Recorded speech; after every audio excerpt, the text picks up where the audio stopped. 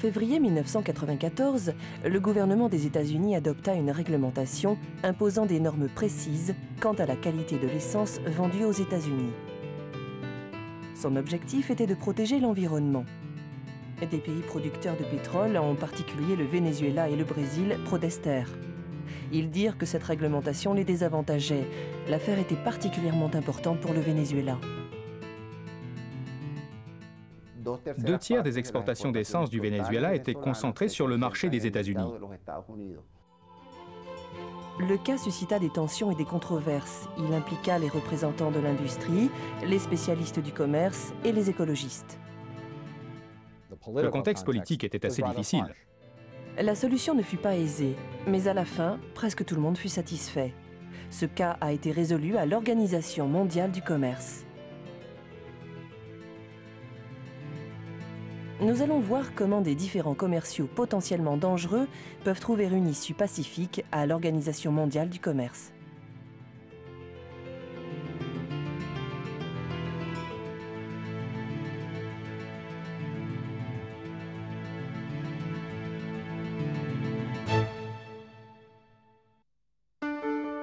La confiance est indispensable aux relations humaines. La société et la civilisation reposent sur elle. Dans le commerce international aussi, la confiance est essentielle.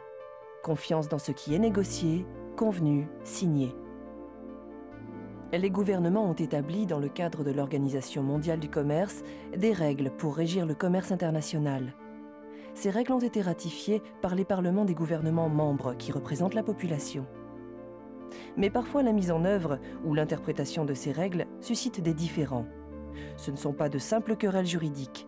La prospérité économique, y compris des emplois pour les personnes, sont en jeu. Si les gouvernements ne parviennent pas à régler ces litiges par eux-mêmes, ils les portent devant l'OMC qui dispose d'un système de règlement des différends unique en son genre. Maintenant, les différends sont réglés non plus sur la base d'un rapport de force, mais sur la base de règles, et c'est un grand changement.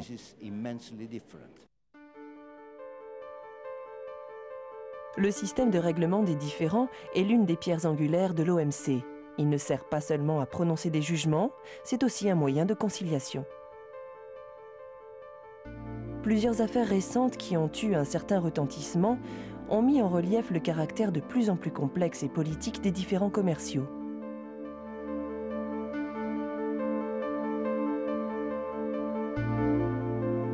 En 1994, l'Uruguay Round, l'une des négociations les plus ambitieuses du GATT, s'est achevée. Une de ses réalisations a été la création d'un moyen plus efficace de régler les litiges commerciaux. Durant le cycle d'Uruguay, le système de règlement des différends a été très largement amélioré. Il est devenu beaucoup plus automatique. Et nous savons tous que la justice ne doit pas seulement être juste, elle doit aussi être prompte.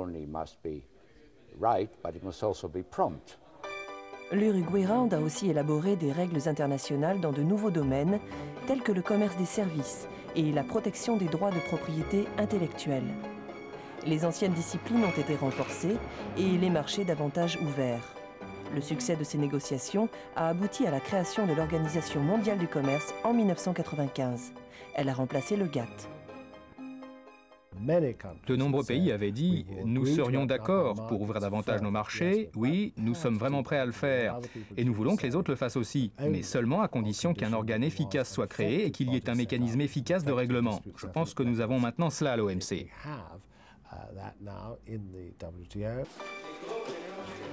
Les différends à l'OMC sont du ressort des gouvernements. Quand un pays membre estime qu'un autre ne respecte pas les règles commerciales de l'OMC ou prend des mesures réduisant les avantages commerciaux pour ses entreprises, il porte plainte à l'OMC. Le cas est traité par l'organe de règlement des différends, l'ORD, composé par les représentants à haut niveau de tous les gouvernements membres de l'OMC. Les parties au litige se consultent tout d'abord pour essayer de trouver une solution.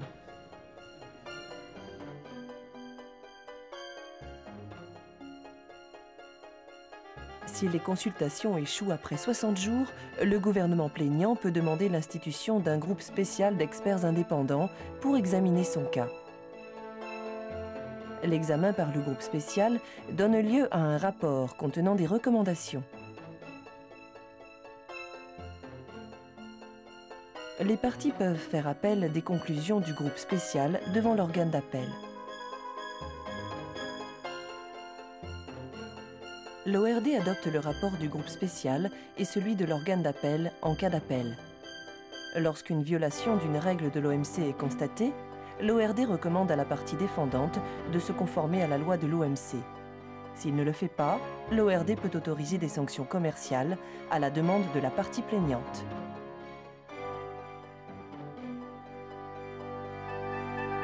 Le système de règlement des différends de l'OMC est plus rapide et plus efficace que ne l'était celui du GATT. Plus rapide parce qu'il fixe des délais stricts pour régler un différend. Il s'écoule normalement 1 an entre le moment où l'ORD est saisi de la plainte et celui où le groupe spécial rend sa décision, ou 15 mois en cas d'appel. C'est beaucoup moins que ce qui est normalement nécessaire pour régler un litige commercial au niveau national. Aujourd'hui, on constate que lorsqu'une plainte est déposée, elle est suivie dans bien des cas d'un règlement rapide et de résultats concrets pour les pays, pour les entreprises et les travailleurs, avant même qu'il soit nécessaire d'engager une procédure complète. Le nouveau système est plus efficace parce qu'il est plus automatique. Les rapports sont adoptés, sauf si les membres en décident autrement par consensus. Le perdant ne peut empêcher l'adoption des rapports et cela renforce considérablement la crédibilité du système. Le caractère automatique du système de règlement des différends de l'OMC est dans l'intérêt des pays membres plus petits. Le nouveau système est aussi plus efficace lorsqu'il s'agit de faire appliquer les décisions. La principale différence est qu'il y a de véritables sanctions. Au GATT, en définitive, si l'on n'était pas content du résultat, on n'était pas obligé de l'appliquer et personne ne pouvait y faire grand-chose. Aujourd'hui, il y a à mon avis un système assez subtil et perfectionné pour faire appliquer les résultats. Le nouveau système interdit aux gouvernements de se faire justice eux-mêmes en prenant des mesures unilatérales.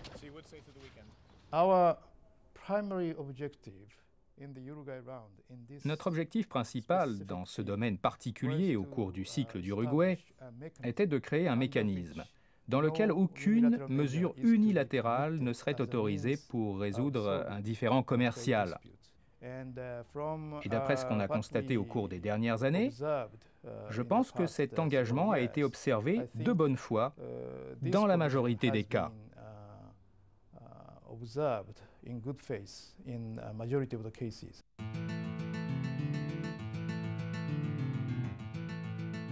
La première affaire réglée à l'OMC concerne un différend entre les États-Unis et plusieurs autres pays. En septembre 1994, les États-Unis ont adopté une réglementation selon laquelle la qualité de l'essence vendue sur leur territoire devait répondre à certaines conditions. Cette réglementation, établie par l'Agence de protection de l'environnement, l'EPA, au titre de la loi sur la lutte contre la pollution atmosphérique, avait pour objet d'améliorer la qualité de l'air en réduisant la pollution due aux gaz d'échappement. Elle fixait des normes différentes pour l'essence américaine et l'essence importée. Elle a été contestée devant l'OMC par le Venezuela et un peu plus tard par le Brésil.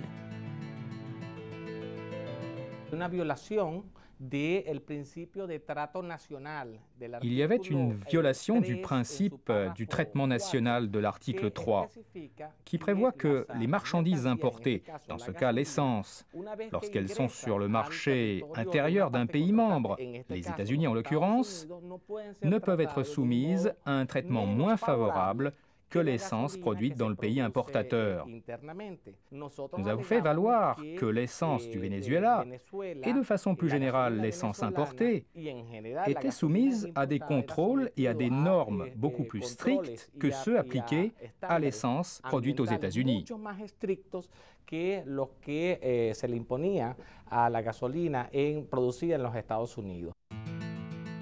Les États-Unis ont dit que cette discrimination était justifiée au titre de l'article 20 du GATT. Cet article autorise les gouvernements à prendre, sous réserve de certaines conditions, des mesures normalement interdites par l'OMC, mais nécessaires à la conservation des ressources naturelles ou à la protection de la santé et de la vie des personnes et des animaux, ou à la préservation des végétaux. L'une des conditions principales à respecter est qu'il ne s'agisse pas d'un protectionnisme déguisé. Le Venezuela réfuta cet argument. Le Venezuela ne contestait nullement le droit des États-Unis d'imposer des normes très élevées en matière d'environnement. Son argument était que si les États-Unis souhaitaient une essence très propre, ils auraient dû dans ce cas soumettre aux mêmes normes aussi bien l'essence américaine que l'essence importée. La nouvelle réglementation avait un impact économique important pour le Venezuela et pour l'entreprise publique de production d'essence, Petróleos de Venezuela.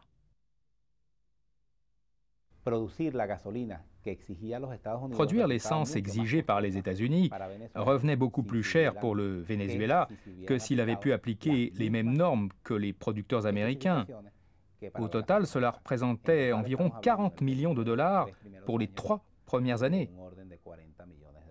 Le marché américain était d'une importance capitale pour le Venezuela et ses recettes d'exportation. Environ 2 tiers des exportations totales du Venezuela étaient concentrées sur le marché des États-Unis, de sorte que tout ce qui se passait dans ce pays au niveau commercial était extrêmement important pour nous.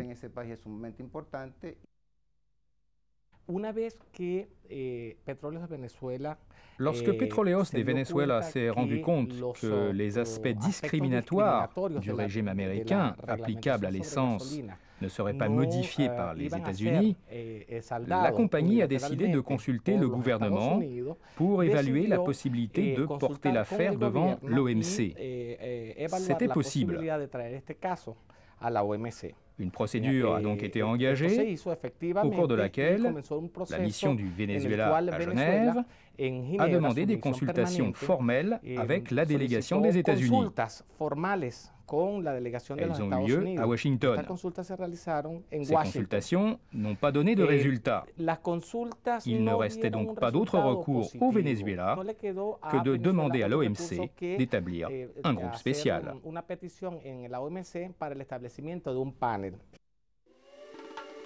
Le Brésil s'est également plaint à l'OMC des aspects discriminatoires de la réglementation américaine sur l'essence. Les 2 plaintes ont été examinées par un panel instauré en avril 1995. Un groupe spécial est composé de 3 experts indépendants choisis par les parties aux différends. Les États-Unis ont assuré qu'ils ne traitaient pas de façon discriminatoire l'essence importée. Ils ont fait valoir que l'air pur est une ressource naturelle épuisable. Ils étaient donc en droit, selon l'article 20, de prendre des mesures pour la protéger. Ils ont aussi fait valoir que leur réglementation était nécessaire pour protéger la santé des personnes, ce qui est également autorisé par une autre exception prévue à l'article 20. Cependant, en janvier 1996, le groupe spécial a constaté que l'essence importée était effectivement traitée de façon discriminatoire et que cela n'était pas justifié, même au regard de l'article 20. Un mois après, les États-Unis ont fait appel, en se concentrant sur l'argument selon lequel l'air pur est une ressource naturelle épuisable. Le gouvernement était très préoccupé par l'interprétation que le groupe spécial avait donnée de l'exception générale prévue à l'article 20. Les appels sont traités par l'organe d'appel. C'est un organe permanent, composé de 7 personnes ayant une autorité reconnue et une compétence avérée dans les domaines du droit et du commerce international. Il ne se penche pas sur les faits, mais seulement sur les questions de droit et les interprétations juridiques du groupe spécial. L'organe d'appel a rendu sa décision dans un délai de 2 mois. Il a confirmé la décision du groupe spécial, selon laquelle la discrimination à l'encontre de l'essence importée n'était pas justifiée au regard de l'article 20, mais a donné une interprétation plus large de cette disposition. Les États-Unis n'étaient pas satisfaits du résultat de la procédure devant l'organe d'appel. Ils restaient insatisfaits de l'interprétation de l'article 20. Notamment en ce qui concerne la conservation future des ressources de l'environnement. Mais il est juste de dire que l'interprétation qu'en avait fait l'organe d'appel était meilleure que celle du groupe spécial. Il y avait donc, en ce sens, une amélioration. Il n'y avait plus d'autre recours possible. Le rapport de l'organe d'appel et le rapport modifié du groupe spécial ont été adoptés par l'organe de règlement des différends en mai 1996, un peu plus d'un an après l'établissement du groupe spécial. Les gouvernements plaignants étaient satisfaits du résultat et de la façon dont le différend avait été traité. La résolution de ce cas confirma que le nouveau système de règlement des différends fonctionnait d'une façon neutre et confirma que les pays en développement pouvaient avoir confiance en lui. L'Union européenne avait un intérêt substantiel dans cette affaire et avait participé comme tierce partie.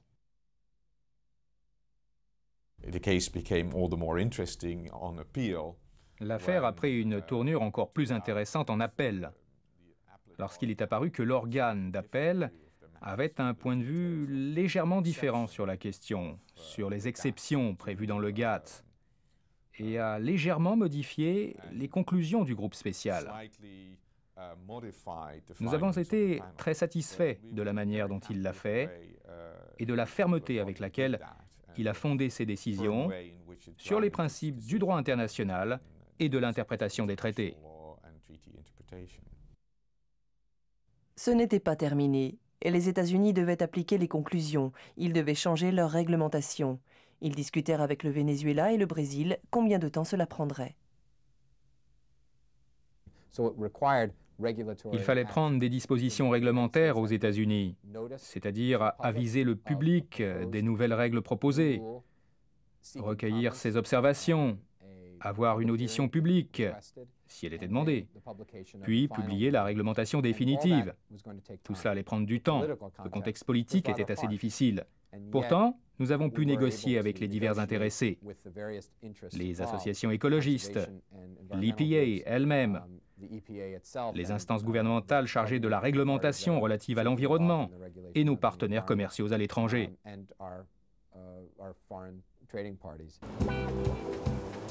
Les deux parties convinrent finalement que la nouvelle réglementation serait introduite au plus tard dans un délai de 15 mois à compter de l'adoption des rapports. De nombreux différends sont résolus à l'OMC au moyen de la procédure complète de règlement.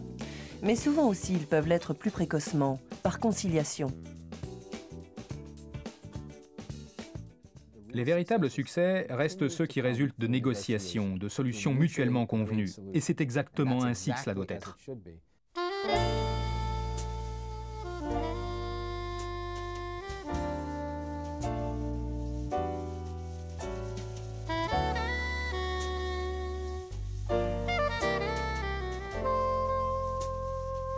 La protection des droits de propriété intellectuelle et artistique fait partie des nouvelles activités de l'OMC. En vertu de l'accord ATPIC, accord sur les aspects des droits de propriété intellectuelle touchant au commerce, les gouvernements sont tenus de protéger les droits d'auteur, brevets, marques de fabrique, etc., au moyen de leur législation et leurs pratiques nationales. L'un des premiers différends apparus dans ce domaine portait sur une loi du Japon qui n'accordait pas de protection aux enregistrements sonores antérieurs à 1971. Barbra Streisand, Elvis Presley, Frank Sinatra, les Rolling Stones, les Beatles, les enregistrements d'un nombre considérable de grands artistes étaient reproduits légalement au Japon et vendus dans le monde entier et sur le marché japonais d'une manière qui aurait été considérée partout ailleurs comme de la piraterie. Les artistes et l'association de l'industrie phonographique se sont plaints auprès du gouvernement américain. Nous avons eu des consultations avec eux, nous avons recueilli des renseignements et nous avons décidé que cela valait la peine de poursuivre l'affaire pour une question politique. Une grande partie des productions des orchestres symphoniques européens, les chefs d'orchestre célèbres, les interprètes dont on entendait souvent les enregistrements, toute cette musique était aussi concernée et ne bénéficiait pas d'une protection correcte au Japon. Conformément à l'accord ATPIC, le Japon était tenu, comme les autres pays développés membres de l'OMC, d'accorder une protection remontant à l'année 1946. Et c'était là l'objet du différend. Nous avons fait savoir au gouvernement japonais que sa législation était contraire aux obligations découlant de l'accord et nous lui avons donc demandé de la modifier. We did not think that the interpretation of the TRIPS agreement. Nous ne pensions pas que notre interprétation de l'accord ATPIC était fausse. Lors de la négociation de cet accord, il y avait eu différents points de vue en ce qui concerne la période de protection rétroactive. Les États-Unis ont demandé l'ouverture de consultations avec le Japon en février 1996 et la communauté européenne a fait de même 3 mois plus tard. Les consultations ont eu lieu à Genève. Si le différend n'avait pas été réglé au bout de 2 mois, les États-Unis et l'Union européenne auraient pu demander l'établissement d'un groupe spécial. Nous nous sommes mis d'accord avec les États-Unis pour ne pas entrer dans un débat juridique et pour rechercher une solution raisonnable. Les partenaires ont donc décidé de chercher une solution à l'amiable et ont prolongé leurs consultations au-delà de la période de 2 mois.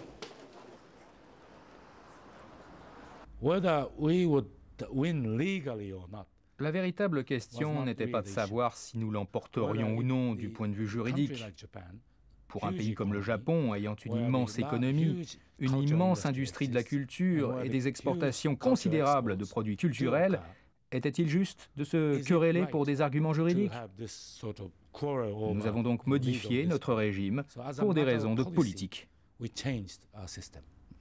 En décembre 1996, le gouvernement japonais a modifié la loi sur le droit d'auteur et a accordé une protection rétroactive de 50 ans aux exécutions et enregistrements sonores réalisés dans le passé. Les États-Unis et l'Union européenne ont indiqué à l'organe de règlement des différends que leurs différends avec le Japon étaient réglés. Ce résultat a eu des conséquences financières importantes pour l'industrie. Nous estimons que l'industrie phonographique perdait près de 600 millions de dollars par an au Japon avant la solution du problème. C'était une perte pour les artistes, les compositeurs et les musiciens qui vivent de ces droits d'auteur.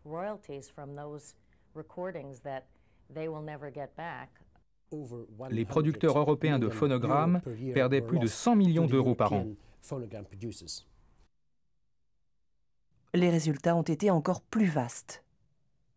Ce règlement allait avoir des effets bénéfiques non seulement pour l'Union européenne et les États-Unis, mais aussi pour toute partie intéressée. En ce sens, les différends entre les membres puissants du système ont aussi des résultats bénéfiques pour les petits. Le résultat a été merveilleux. Le problème n'a pas été simplement résolu au Japon. Les autres pays ont tenu compte de ce précédent en révisant leur législation sur le droit d'auteur et se sont dit « Nous devons garantir le même niveau de protection pour les enregistrements sonores, sans quoi nous finirons devant l'OMC. »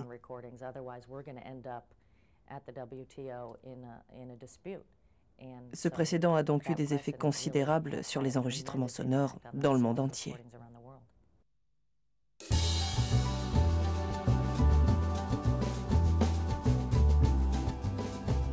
Dans l'ensemble, le système de règlement des différends est une réussite. Le nombre élevé des affaires et la diversité des participants sont un signe positif qui montre que les gouvernements sont déterminés à assurer le respect intégral de leurs droits et obligations. Ils sont moins enclins à prendre des mesures unilatérales ou à conclure des arrangements bilatéraux en dehors du système. La plupart des cas soumis au système de règlement des différends portent sur des produits intéressant les consommateurs. Par conséquent, les consommateurs bénéficient de la résolution de ces litiges. S'il est vrai que les pays puissants restent les principaux utilisateurs du système, les pays en développement y ont de plus en plus recours. L'Inde, par exemple, a été partie dans plus de 20 affaires et tierce partie dans 12. Je dois dire franchement que cela nous a donné une bonne connaissance du fonctionnement du système. Cela nous a permis de comprendre très clairement les engagements que nous avions pris. Car lorsqu'une affaire est portée devant un groupe spécial, il faut l'étudier de très près. Nous pensons qu'il s'agit là d'un bon système, dynamique. Toutefois, les pays en développement plus petits et plus pauvres ont souvent du mal à utiliser le système de règlement des différends. Comme les compétences juridiques nécessaires n'existent pas dans nos pays, nous devons recourir en cas de différend à des cabinets juridiques européens ou américains dont les services coûtent très cher. Le secrétariat de l'OMC apporte déjà un conseil juridique et une assistance aux pays en développement, en ce qui concerne le règlement des différends. Mais les gouvernements membres de l'OMC discutent d'autres moyens d'apporter une aide plus efficace à ces pays.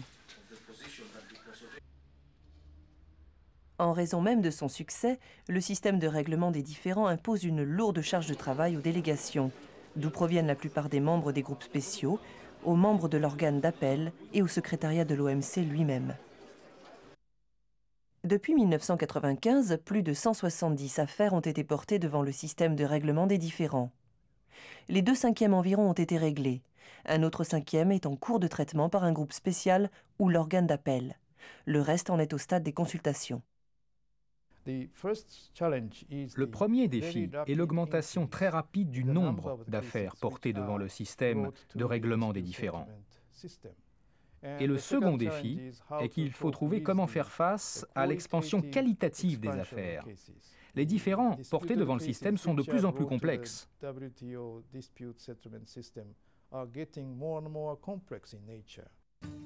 Les différends les plus complexes et ayant donné lieu à controverses portent sur la protection de l'environnement, celle de la vie et de la santé des personnes, ainsi que sur le développement et les politiques de préférence régionale.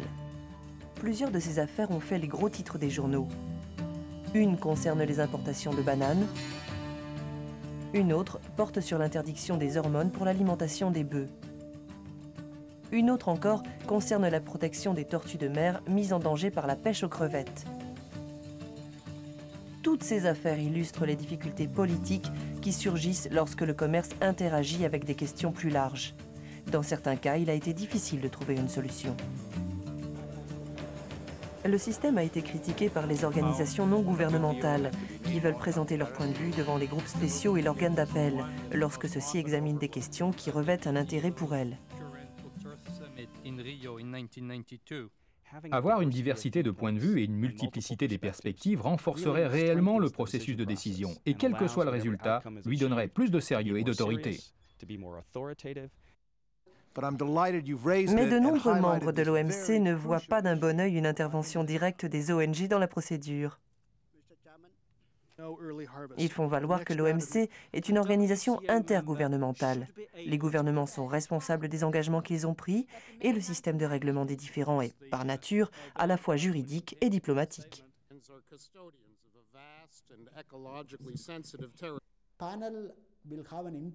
Les groupes spéciaux auraient une tâche impossible si des milliers d'ONG dans le monde leur présentaient des communications.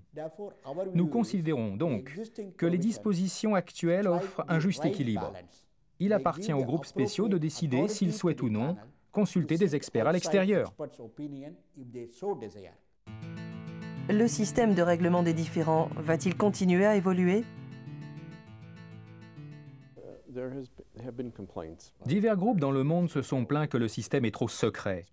Il faudrait donc plus de transparence, d'ouverture. Je pense que ces plaintes sont fondées. Le système peut être plus ouvert, même s'il l'est déjà bien plus que le précédent. Le public reçoit les rapports en même temps que les membres de l'OMC qui ne sont pas partis aux différends.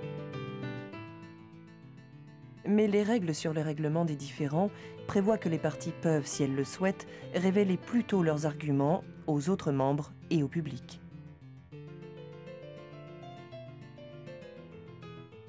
Ce serait bien de savoir au moment où le groupe spécial se forme une opinion, pourquoi il s'oriente dans une certaine direction et comment il arrive à certaines idées. Je ne pense pas sérieusement qu'il y ait un manque de transparence. Les procédures des groupes spéciaux et de l'organe d'appel sont par nature confidentielles. Pour certains, la transparence est une question essentielle. Nous invitons tous les membres à ouvrir davantage la procédure des auditions à l'OMC pour que le public puisse y assister et que les procédures de l'OMC ne soient plus un mystère. Nous les incitons à rendre publiques les communications qu'ils adressent aux groupes spéciaux.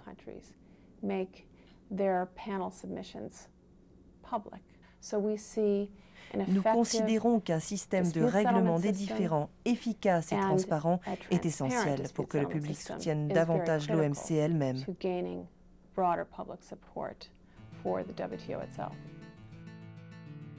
Les membres de l'OMC procèdent actuellement à un examen du fonctionnement du système de règlement des différends, y compris la question de sa transparence.